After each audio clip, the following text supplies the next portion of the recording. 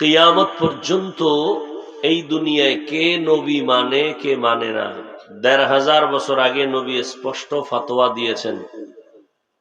নতুন করে কোনো মুফতি সাহেবের ফতোয়া নেয়ার কোনো প্রয়োজন নাই, কারণ পৃথিবীর শ্রেষ্ঠ মুফতি আমার নবী, পৃথিবীর শ্রেষ্ঠ মুফাসসির আমার নবী, পৃথিবীর শ্রেষ্ঠ মুহাদ্দিস আমার নবী, পৃথিবীর শ্রেষ্ঠ দার্শনিক আমার নবী, পৃথিবীর শ্রেষ্ঠ বৈজ্ঞানিক আমার নবী। স্পষ্ট ফতোয়া দিয়েছেন কে নবী মানে কে মানে না। এই কথাটা একটু খুব খেয়াল করে শুনবো। আবার আমি বলছি, নবী বললেন সব উম্মত জান্নাতে যাবে, যারা আমি মুহাম্মদকে মানে না তারা যাবে না। সাহাবায়ে কেরাম প্রশ্ন করলেন, হে আল্লাহর রসুল, আপনাকে মানে না তারা কারা? এই কথাটা খেয়াল করবেন। নবী বললেন, যারা আমার আনুগত্য করে, অনুসরণ করে, ইত্তেবা করে, ইতাআত করে, তারা জান্নাতে যাবে। কি বুঝলেন? আমাকে জবাব দিতে হবে। আবার বলছি, সাহাবাদের প্রশ্ন কি? নবী, সবাই জান্নাতে যাবে, যারা আপনাকে মানে না তারা যাবে না। আপনাকে মানে না কারা? এই জবাবটা খেয়াল করবেন। নবীজি বললেন, যারা আমার আনুগত্য বা অনুসরণ করে তারা জান্নাতে যাবে। কি বুঝলেন? তারা নবীকে বলেন, তারা নবীকে। এখন যদি জিজ্ঞাসা করি, নবীকে মানে কারা? যারা নবীর আনুগত্য করে, অনুসরণ করে, তারা কোথায় যাবে? বিপরীত কথাটা কি দাঁড়ায়? যারা নবীর অনুসরণ করে না, আনুগত্য করে না, তারা কোথায় যাবে? কিন্তু নবী এভাবে বলেন নাই। নবী কি বলছেন? আমি আবার আপনাদের বলছি, রিপিট করে, যারা নবীর ইতাআত করে, আনুগত্য করবে, অনুসরণ করবে, তারা জান্নাতে যাবে, তারা নবী মানে। যারা নবীর অনুসরণ করে না, আনুগত্য করে না, তারা নবী মানে না। নবী এভাবে কথাটা বলেন নাই। নবী কি বলছেন? যারা আমার বিরোধিতা করে। খুব চিকন কথা। নবীজির অনুসরণ করে না এজন্য সে জাহান্নামে যাবে না, বরং নবী স্পষ্ট বললেন, যারা আমার বিরোধিতা করে তারা আমাকে মানে না। তাহলে নবীজি কি বলছেন? যে আমার অনুসরণ করে না সে জাহান্নামী না, যে বিরোধিতা করে সে জাহান্নামী। তাহলে একজনে টুপি পরে না আর একজন টুপি পছন্দ করে না, দুইজন সমান? একজন নামাজ পড়ে না আর একজন নামাজ পছন্দ করে না, সমান দুইজন? একদিকে ইমানদার আর একদিকে বেঈমান। যে নামাজ পড়ে না সে মুমিন, যে নামাজ পছন্দ করে না সে বেঈমান। স্পষ্ট বুঝাইতে পারলাম? তাহলে যে পছন্দ করে না, বুঝা যায় সে আল্লাহর আদেশ নিষেধ, রসুলের নিদর্শনকে, আদর্শকে সে বিরুদ্ধাচরণ করে, সে জাহান্নামী। জান্নাতে যাবে কিনা এটা ফিডা ফাটা খাওয়ার পর হিসাব, এর আগে না। স্বাগতম হোসেনপুরের পক্ষ থেকে লাল গোলাপ শুভেচ্ছা, রং সালাম শুভেচ্ছা।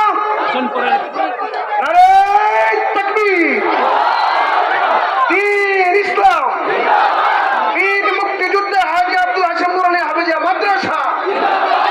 সম্মানিত তৌহিদি জনতা, আপনারা এদিক সেদিক ঘোরাফেরা না করে, কাল বিলম্ব না করে, মেহেরবানি করে আজকের এই মাহফিলের ঐতিহাসিক ইসলামী মহাসম্মেলনের প্যান্ডেলের নিচে চলে আসুন। এখনই আপনাদের সামনে অত্যন্ত গুরুত্বপূর্ণ আলোচনা পেশ করবেন লাখো কোটি যুবকের হৃদয়ের স্পন্দন হযরতুল আল্লাম হযরত মাওলানা।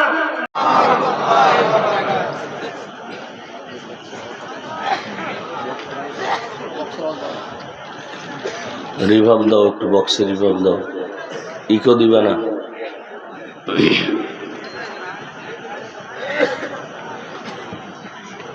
আলহামদুলিল্লাহ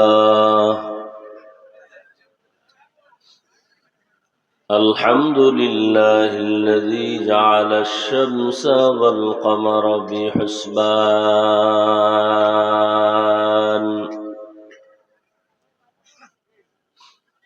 والنجم والشجر يسجدان وفضل زمانا على زمان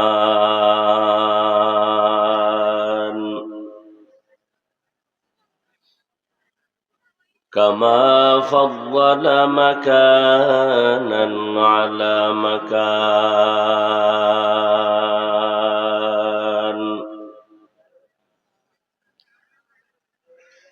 وإنسانا على إنسان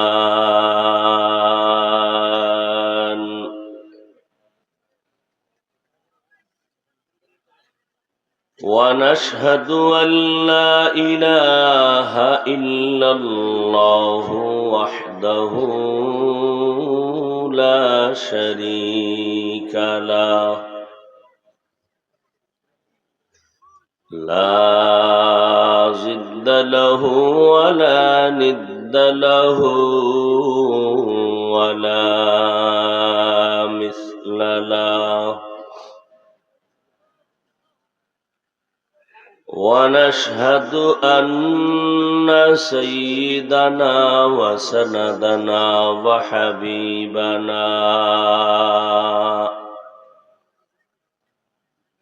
وحبيب ربنا وطبيبنا وطبيب قلوبنا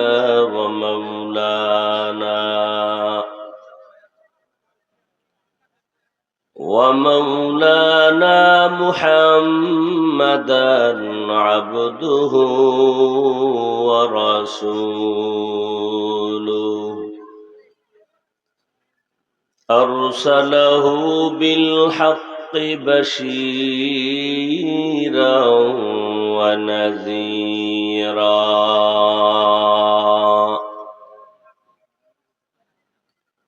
وداعيا إلى الله بإذنه وسراجا منيرا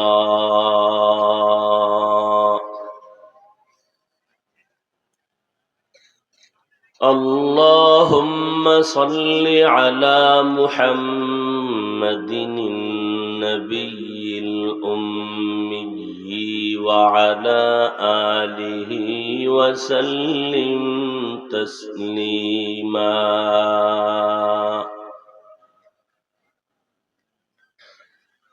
وبعد فأعوذ بالله من الشيطان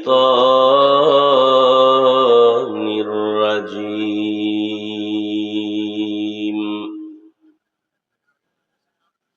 بسم الله الرحمن الرحيم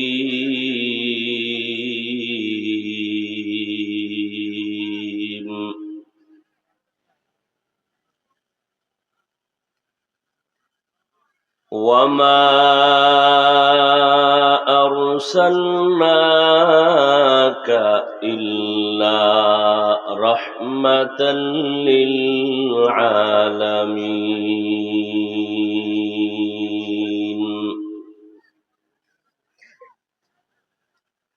وقال النبي صلى الله عليه وآله وسلم كل أمتي يدخلون الجنة إلا من أبى قيل من أبى قال من أطاعني دخل الجنة ومن عصاني فقد أبى أو كما قال النبي عليه الصلاة والسلام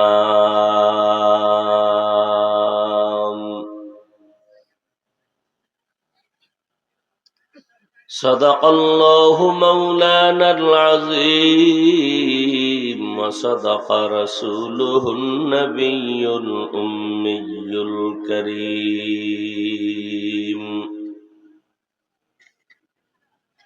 ونحن على ذلك من الشاهدين والشاكرين والذاكرين والحمد لله رب العالمين.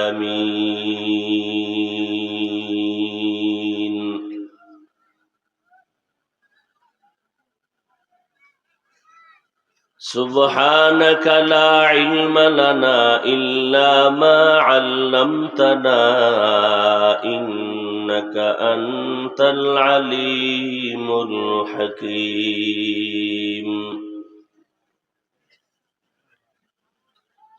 رب اشرح لي صدري ويسر لي أمري واحلل عقدة من لساني يفقه قولي.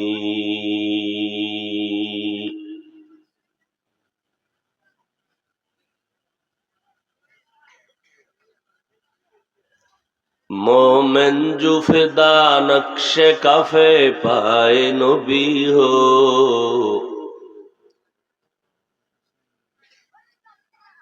मोमिन जो फिदा नक्श कफे पाए नबी हो जीर कदम आज भी आलम का खजीना, हो ज़ीर कदम आज भी आलम का खजीना।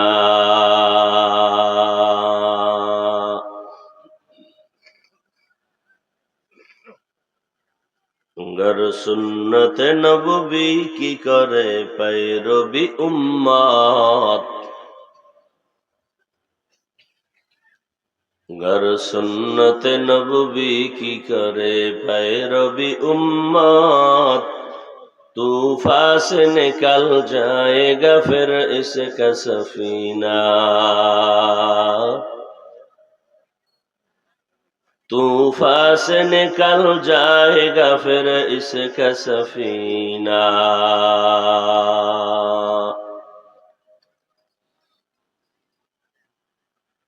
आशिक हो बिरादर शहंशाह दो आलम, आशिक हो बिरादर शहंशाह दो आलम, मिश्को से ज्यादा मुबारक जिसका पसीना, मिश्को से ज्यादा मुबारक जिसका पसीना। कर दिल में तरफ हो मेरे आका का ज़ियारत, कर दिल में तरफ हो मेरे आका का ज़ियारत, एक आन में आए नबी दिखला दे मदीना,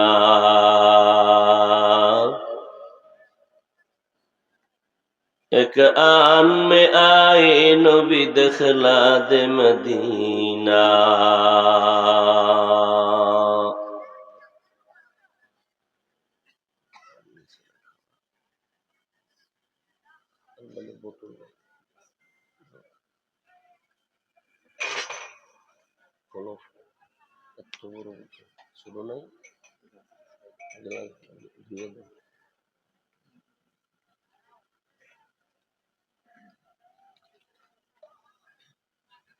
বীর মুক্তিযোদ্ধা হাজী আব্দুল হাশেম নুরানি হাফিজিয়া কওমি মাদ্রাসা ও এতিমখানা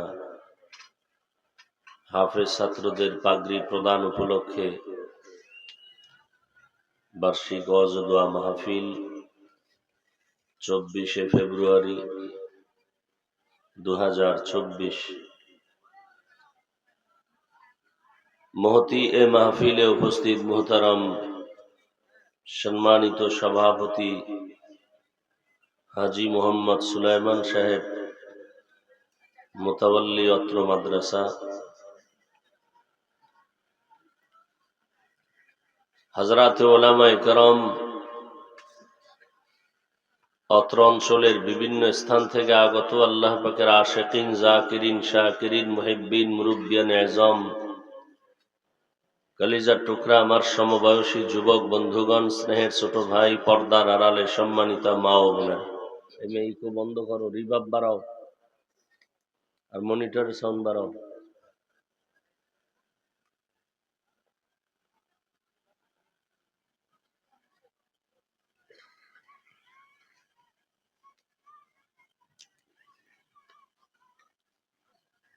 আল্লাহ পাকের দরবারে শুকর, কমো একটু কমো, ভলিউম বাড়াও।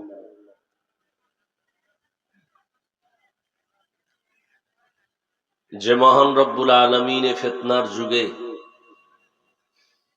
হাজারো লাখো মানুষের মধ্য থেকে বাছাই করে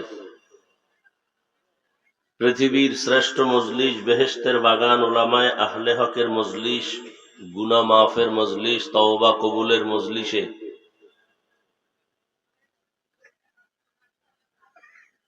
হাজারো লাখো মানুষের ভেতর থেকে বাছাই করে আমাদেরকে আল্লাহ পাক আশা ও বসার তৌফিক দান করেছেন। নেয়ামতের শুকর আদায়ার্থে মহব্বতে জবান খুলে সকলেই পড়ি আলহামদুলিল্লাহ। দরুদ ও সালাম সৈয়দুল মুরসালিন, রাহমাতুল লিল আলামিন, শফিউল মুজনিবিন, খাতামুন নবিয়্যিন, সৈয়দুস সাকালাইন, ইমামুল মুরসালিন, শফিয়ে আযম, রসুল আকরম, রহমতে আলম, নবীউল আরব আল আজম, হাবিবে কিবরিয়া, আশরাফুল আম্বিয়া, সৈয়দুল আম্বিয়া, শফিয়ে মাহশর, সাকিয়ে কৌসর, आकाए नामदार, मदीना का ताजदार, आफताब नबूवत, फख्र मौजूदात, सैयदुल मखलूक़ात, हज़रत मुहम्मदुर रसूलुल्लाह, সবাই জবান খুলে পড়ি সাল্লাল্লাহু আলাইহি ওয়া আলিহি ওয়াসাল্লামের উপর। একবার পড়েছেন, 3টা পুরস্কার পেয়ে গেছেন।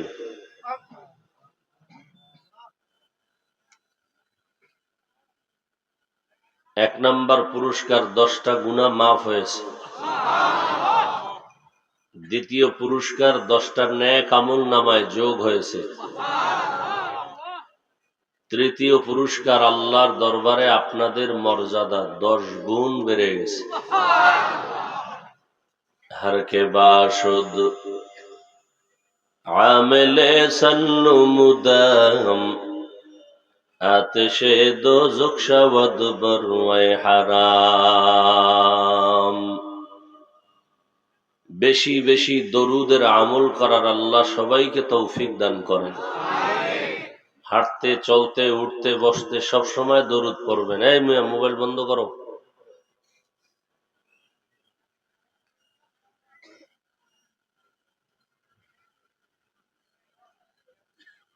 যত মুসিবত হোক, দরুদের আমল শুরু করবেন। মুহূর্তে দেখবেন আল্লাহ কুদরতের দ্বারা মুসিবত থেকে হেফাজত করবেন। হাঁটতে, চলতে সব সময় দরুদ। সময় থাকলে নামাজে যে দরুদ পড়েন এটা পড়বেন। সময় কম থাকলে তাহলে সংক্ষিপ্ত সাল্লাল্লাহু আলাইহি ওয়া আলিহি ওয়াসাল্লাম এটা পড়বেন। সর্বোপরি শুকর, যাদের অক্লান্ত পরিশ্রমের মাধ্যমে আজ এই সুন্দর আয়োজন, সময়, পরামর্শ, অর্থ দিয়ে দোয়া করে উপস্থিত হয়ে মাইক লাইট প্যান্ডেলের ব্যবস্থাপনার মাধ্যমে সহযোগিতা যারা করেছেন, এলাকার যুবক, বৃদ্ধ, ব্যবসায়ী, শ্রমিক, চাকরিজীবী, বিভিন্ন শ্রেণী পেশার মানুষ, জনপ্রতিনিধি, প্রশাসন, উলামায়ে হযরত, আইম্মায়ে মাসাজিদ, মাদ্রাসা কর্তৃপক্ষ, প্রত্যেককেই আল্লাহ রাব্বুল আলামিনের খিদমতের বরকতে দুনিয়াতে শান্তি, পরকালে চিরমুক্তির ব্যবস্থা করে দিন।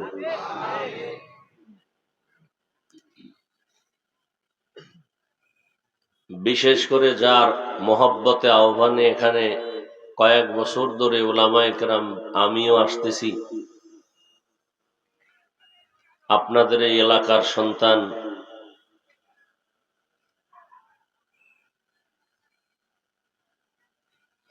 প্রশাসনিক লাইনে যিনি যথেষ্ট অবদান রেখেছেন,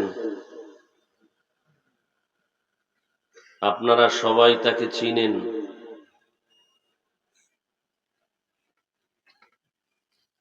জনাব হারুন সাহেব, যিনি এখন ডিআইজি পদে দায়িত্ব পালন করতেছেন, আল্লাহ পাক দেশের খেদমতের পাশাপাশি তাকে দ্বীনেরও খেদমত করার তৌফিক দান করেন।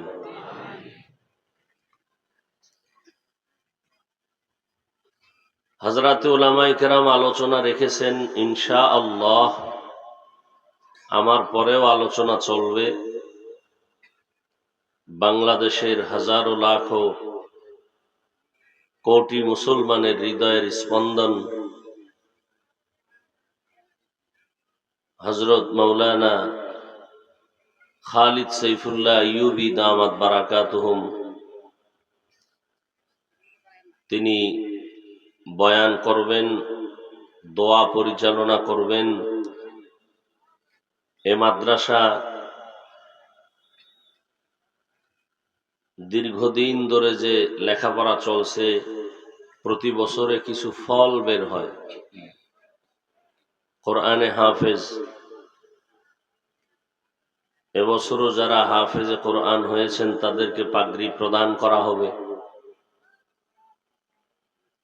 সবাই আমরা দোয়া করি এবং অন্তর থেকে নিয়ত করি, যেহেতু আপনারা কষ্ট করে আসছেন অনেক দূর থেকে, আজকের এই কষ্ট যেন আল্লাহ পাক নাজাতের ওসিলা বানায় দেন। সেই ক্ষেত্রে সর্বশেষ দোয়া করে আইয়ুবী সাহেবের বয়ান শুনে এরপরে সবাই বিদায় হব ইনশাআল্লাহ। উলামায়ে কেরামের মজলিস বড় দামি মজলিস। কিয়ামত পর্যন্ত আর এই দুনিয়ার মানুষ কখনো নবীকে দেখতে পারবে? নবী আসবেন? সাহাবায়ে কেরাম কেউ আর উম্মত খুঁজে পাবে না। চাইলেই আর কোনদিন আইম্মায়ে কেরাম, ইমামে আজম আবু হানিফা রহমতুল্লাহ আলাইহি, ইমাম শাফিঈ রহমতুল্লাহ আলাইহি, ইমাম মালিক রহমতুল্লাহ আলাইহি, ইমাম আহমদ বিন হাম্বল রহমতুল্লাহ আলাইহি, কাউকেই পাওয়া যাবে না। ইমাম বুখারী, ইমাম মুসলিম, ইমাম তিরমিজি, এরপরে আরো যত বড়রা সব চলে গেছেন। কিয়ামত পর্যন্ত এই জাতি জান্নাতের সঠিক পথে যদি চলতে চায়, সেজন্য তার একটা ঠিকানাকে ফলো করে চলতে হবে। সে ঠিকানা হলো একমাত্র শুধুমাত্র উলামায়ে আহলে হকদের সোহবত। বলেন, উলামায়ে আহলে হকের কি সোহবত। এছাড়া ভিন্ন কোনো ঠিকানায় চললে জান্নাতের সঠিক পথে চলা যাবে? এই উলামায়ে কেরামদের পরামর্শ নিয়ে জীবনকে পরিচালনা করা বর্তমান যুগের প্রত্যেকটা মানুষের জন্য অপরিহার্য কর্তব্য। কারণ উলামায়ে কেরাম হলেন ওয়ারাসাতুল আম্বিয়া, আম্বিয়ায়ে কেরামের ওয়ারিস। আল্লাহ সবাইকে তৌফিক দান করেন। আমি আপনাদের সামনে আলোচনা রাখার নিয়তে কোরআনে হাকিমের এক আয়াতে করিমা তিলাওয়াত করেছি। নবীজি সাল্লাল্লাহু আলাইহি ওয়া আলিহি ওয়াসাল্লামের অসংখ্য অগণিত অমীয় বাণী হাদিস শরীফের মধ্য থেকে একটি হাদিস পড়েছি। আয়াত ও হাদিসের আলোকে ইখলাস ও রুহানিয়াতের সমন্বয় কিছু কথা আমাকে বলার মতো, আপনাদেরকে শুনবার মতো দয়াময় আল্লাহ তৌফিক দান করেন। জবান খুলিয়েন, আপনাদের একটু শুনেন। একটা কথা বলি, মনে রাখবেন, এটা এখানের জন্য না, সবার জন্য, আজীবন। খেয়াল করতেছেন সবাই? বক্তার যে বয়ান হয় না, বক্তারা যে বয়ান করে, কথাটা আজীবন পারলে লিখে রাখবেন। এই বক্তাদের বয়ান ভালো হওয়া বা খারাপ হওয়া আল্লাহ না করুন, সবকিছু নির্ভর, বক্তার কোনো এলেম আমলের বাহাদুরি নেই। পুরা বয়ানটা ভালো মন্দ যাই হোক, শুধুমাত্র শ্রোতাদের কলবের আকর্ষণের উপরে বক্তার বয়ান হয়। এই কথাটা মনে রাখবেন। আপনাদের অন্তরের আকর্ষণ, চাহিদা আর মুহাব্বত আর দোয়া, এর উপরে বয়ান হবে। যত বড় এলেমওয়ালা হোক আর হেডওয়ালা হোক, এলেমের বাহাদুরিতে যে সুন্দর বয়ান করবে, কসম আল্লাহর, কোনোদিন সম্ভব না। বয়ান যা হবে শ্রোতাদের কলবের আকর্ষণ, মুহাব্বত আর দোয়ার মাধ্যমে হবে। অতএব আপনাদের অন্তর থেকে কি পরিমাণ আকর্ষণ আছে, দোয়া আছে, ধৈর্য আছে, এর উপরে কথা বাড়বে, মুহাব্বতের বয়ান আসবে আপনাদের কলবের চাহিদা অনুযায়ী। কথাটা বুঝাইতে পারছি?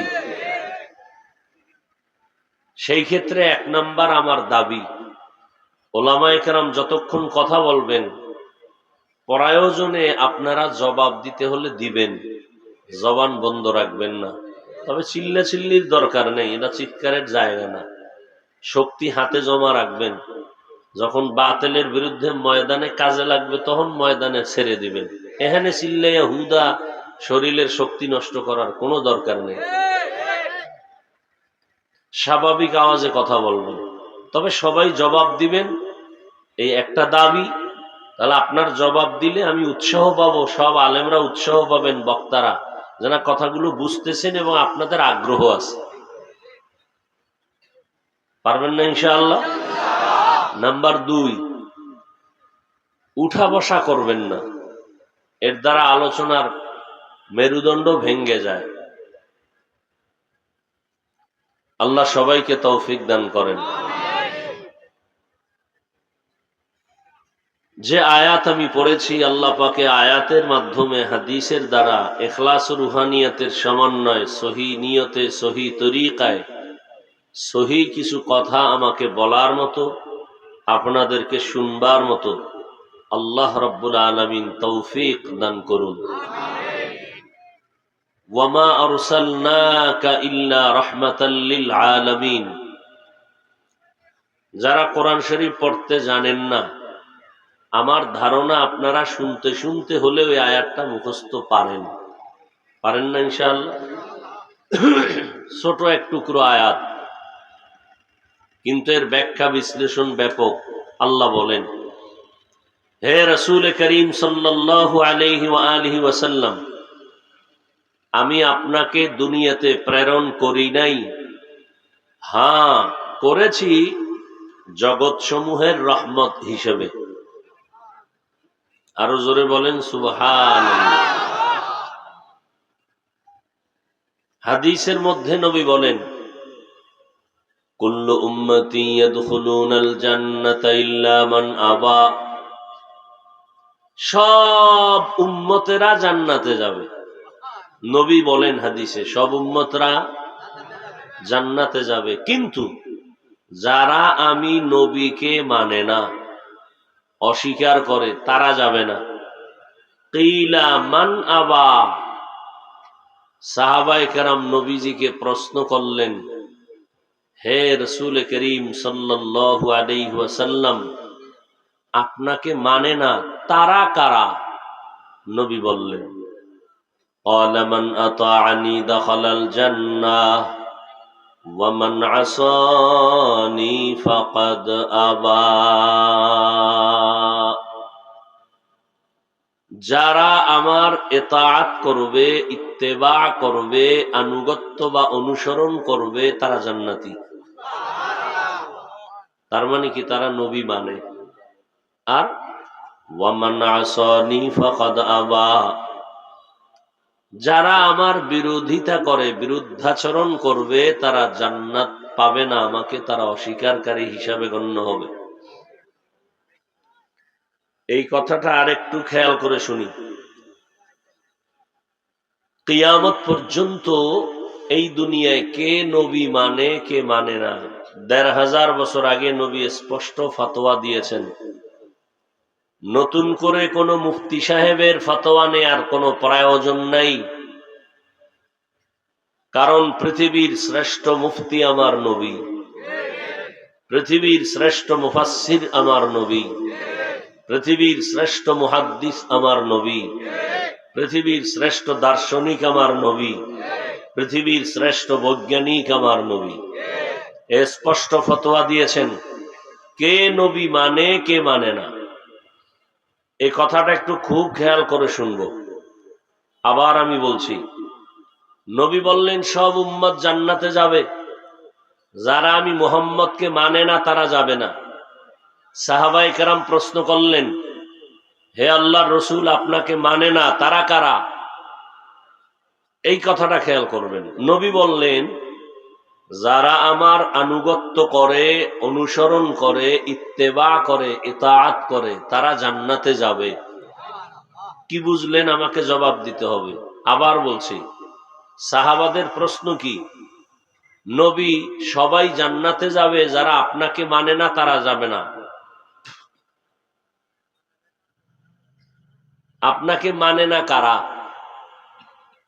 এই জবাবটা খেয়াল করবেন। নবীজি বললেন, যারা আমার আনুগত্য বা অনুসরণ করে তারা জান্নাতে যাবে। কি বুঝলেন? তারা নবীকে বলেন, তারা নবীকে। এখন যদি জিজ্ঞাসা করি, নবীকে মানে কারা? যারা নবীর আনুগত্য করে, অনুসরণ করে, তারা কোথায় যাবে? বিপরীত কথাটা কি দাঁড়ায়? যারা নবীর অনুসরণ করে না, আনুগত্য করে না, তারা কোথায় যাবে? কিন্তু নবী এভাবে বলেন নাই। নবী কি বলছেন? আমি আবার আপনাদের বলছি, রিপিট করে, যারা নবীর ইতাআত করে, আনুগত্য করবে, অনুসরণ করবে, তারা জান্নাতে যাবে, তারা নবী মানে। যারা নবীর অনুসরণ করে না, আনুগত্য করে না, তারা নবী মানে না। নবী এভাবে কথাটা বলেন নাই। নবী কি বলছেন? যারা আমার বিরোধিতা করে। খুব চিকন কথা। নবীজির অনুসরণ করে না, এজন্য সে জাহান্নামে যাবে না, বরং নবী স্পষ্ট বললেন, যারা আমার বিরোধিতা করে তারা আমাকে মানে না। তাহলে বোঝা গেল, যারা নবীর আদর্শের বাইরে, নবীর অনুসরণ করে না, এরা দুই ধরনের আছে। কয় ধরনের? একদল আগ্রহী আর একদল বিদ্রোহী। একদল আগ্রহী আর একদল, একদল দরদি আর একদল বিরোধী। আমি উদাহরণ দিলে আরো স্পষ্ট বুঝবেন, বুঝাবার জন্য বলছি, পেস্টাস লাগায়েন না। ডান দিক থেকে এক যুবককে আমি জিজ্ঞাসা করলাম, এই যুবক, তুমি নবীর আদর্শে টুপি পরো না কেন? তো যুবক বলে, হুজুর, নবীর আদর্শে টুপি পরা তো দরকার, চেষ্টা করি, পারি না, একটু দোয়া করবেন। কি বুঝলেন? সে কি বিরোধী না দরদি? বিদ্রোহী না আগ্রহী? আচ্ছা, বাম দিক থেকে একজনকে জিজ্ঞাসা করলাম, কথার কথা, এই যুবক, নবীর আদর্শে টুপি পরো না কেন? যুবকটা আমার কথাটা শেষ না হতেই দ্রুত জবাব দিল, টুপি না পরলে অসুবিধা কি? টুপির মধ্যেই কি ইসলাম? আগ্রহী না বিদ্রোহী? দরদি না বিরোধী? রসুলের আদর্শের বেলায় বিদ্রোহীর আরেক নাম বেয়াদব। রসুলের আদর্শের বেলায় বিদ্রোহীর আরেক নাম গাদ্দার। কথাটা বুঝাইতে পারছি? তাহলে একজনে টুপি পরে না, দোনোজনেই টুপি পরে না, দোনোজনকে গালি দেওয়া যাবে? যে আগ্রহী তাকে গালি দেওয়া যাবে না, যে বিদ্রোহী তাকে ছাড় দেওয়া যাবে না। ক্লিয়ার? কারণ একজন মুমিন আর একজন বেঈমান। টুপি না পরলে তাকে গালি দেওয়া যাবে না, আগে বুঝতে হবে সে বিদ্রোহী না আগ্রহী। ভাই নামাজ পড়ো না কেন? হুজুর নামাজের দরকার, চেষ্টা করি, পারি না, দোয়া করবেন, ইনশাআল্লাহ চেষ্টা করব। আর একজনে বলে নামাজ না পড়লেও ঈমান তাজা। আছে না নাই? তাহলে একজন আগ্রহী আর একজন বিদ্রোহী। আগ্রহী তাকে গালি দেওয়া যাবে না, বিদ্রোহীকে ছাড় দেওয়া যাবে না, সুযোগ পেলেই জুতার বাড়ি। কথা বুঝাইতে পারলাম? তাহলে নবীজি কি বলছেন? যে আমার অনুসরণ করে না সে জাহান্নামী না, যে বিরোধিতা করে সে জাহান্নামী। তাহলে একজনে টুপি পরে না আর একজন টুপি পছন্দ করে না, দুইজন সমান? একজন নামাজ পড়ে না আর একজন নামাজ পছন্দ করে না, সমান দুইজন? একদিকে ইমানদার আর একদিকে বেঈমান। যে নামাজ পড়ে না সে মুমিন, যে নামাজ পছন্দ করে না সে বেঈমান। স্পষ্ট বুঝাইতে পারলাম? তাহলে যে পছন্দ করে না, বোঝা যায় সে আল্লাহর আদেশ নিষেধ, রসুলের নিদর্শনকে, আদর্শকে সে বিরুদ্ধাচরণ করে, সে জাহান্নামী। জান্নাতে যাবে কিনা এটা ফিডা ফাটা খাওয়ার পর হিসাব, এর আগে না। হাদিস নিয়ে কিছু কথা বললাম।